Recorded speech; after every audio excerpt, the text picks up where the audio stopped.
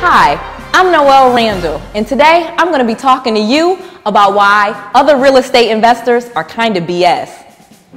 I know, it sounds kind of crazy, but it's really honest. A lot of other real estate investors are not as cool, and I'm going to tell you some things that you can do to avoid being taken advantage by BSers. Stay tuned. Hi, this is Noelle Randall.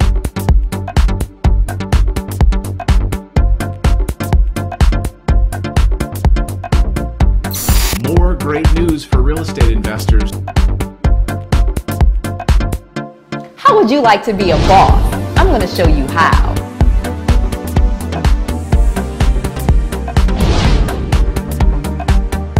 So let's talk about wholesaling now.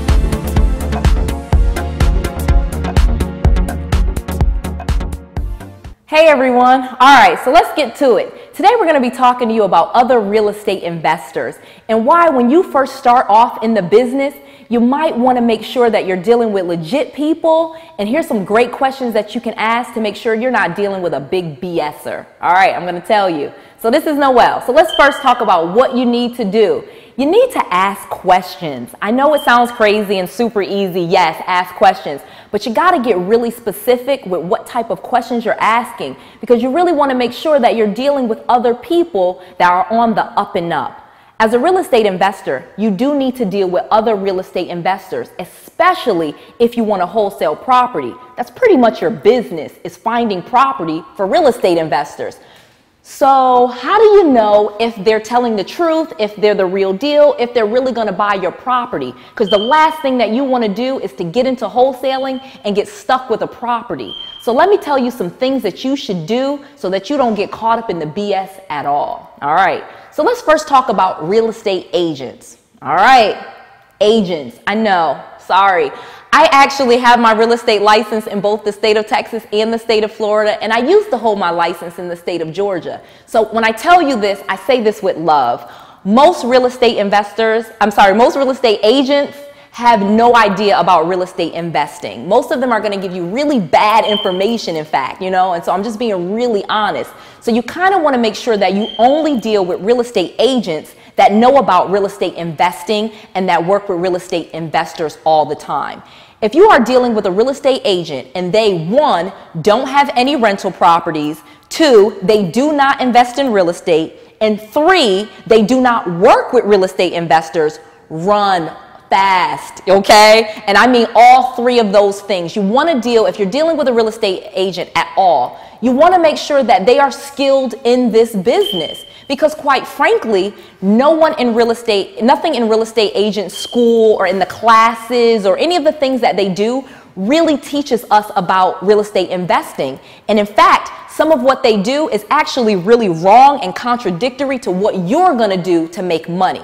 So why do I say that? The bottom line is you really need to avoid real estate agents altogether unless they have experience investing in real estate and they know about the business and they work with real estate investors on a regular basis.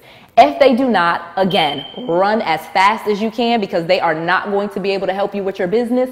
In fact, they'll probably give you a bunch of bad information, have you overpaying for properties, and worry about their commission more than anything else. None of which is good for you as a real estate investor. Okay?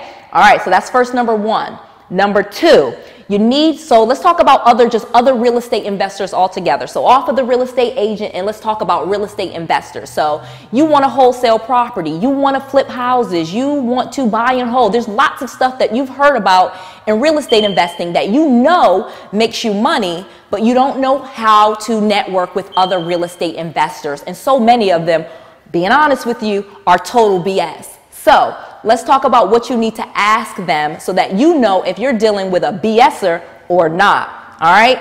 You need to ask this one question. What's that? The one question, simple. Are you an active investor? Okay? Do you currently have rental properties? Are you flipping houses? What are you doing? Because that's the thing.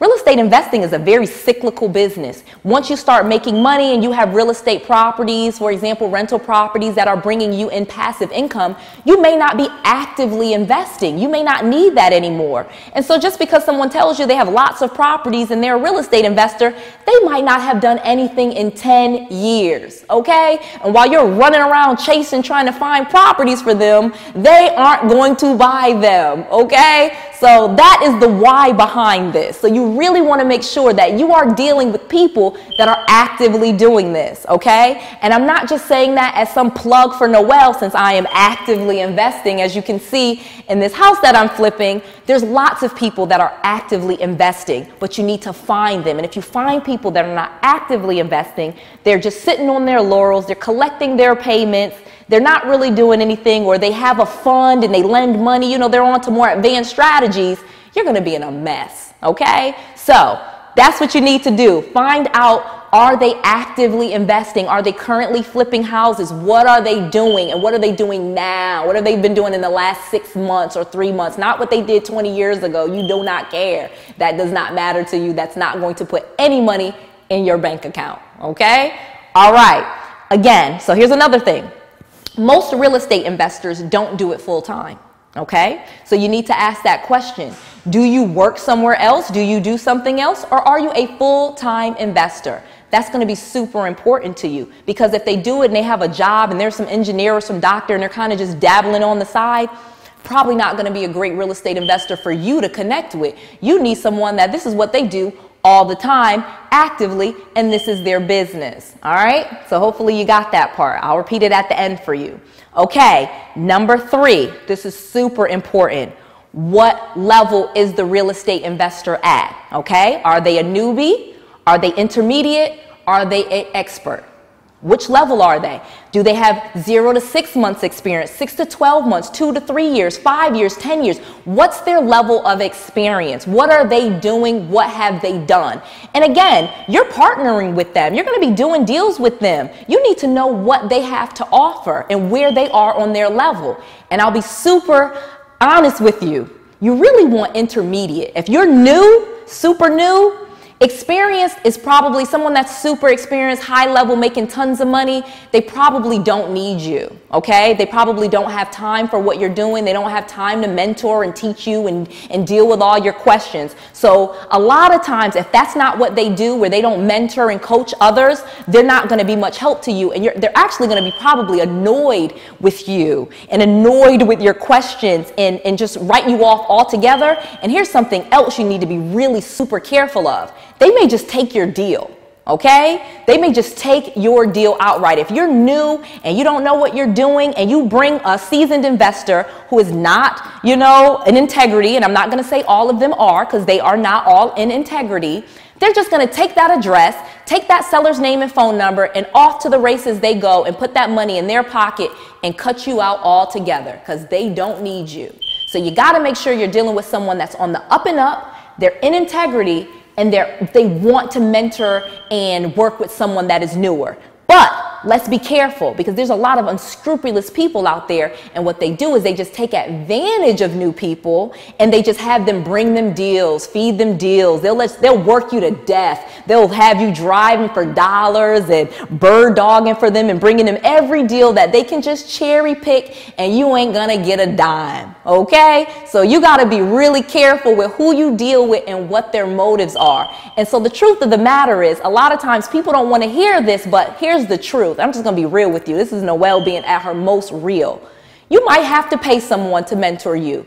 And that's the thing, because at that point, that's your relationship. You paid them to teach you that, and now they teach it. Instead of saying and trying to cut corners and say, oh, I'll just bring them a deal, they're just going to run you raggedy, and you would have been better off to just pay the money, learn what you're doing, and be off to the races so you can get some money instead of running around wasting all your time getting no money. Just being honest with you, not saying all people charge to mentor or coach people or anything like that. I'm not saying that. This is not a plug or a pitch for coaching and mentoring. But being honest with you, it's a lot cheaper to just pay somebody to teach you than to run around getting expensive lessons, paying for it yourself, losing money on deals, not knowing what you're doing.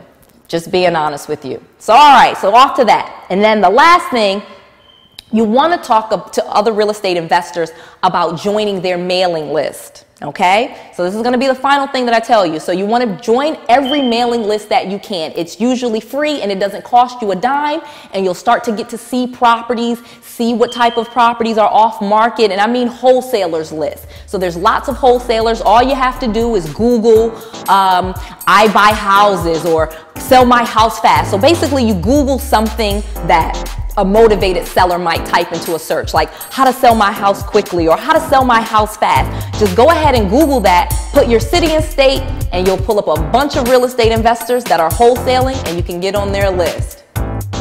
Pro secret tip right there. Well, all right. I said a lot today. Hopefully you got a lot out of it. That's it for this episode. This is Noelle signing out. I'll see you next time.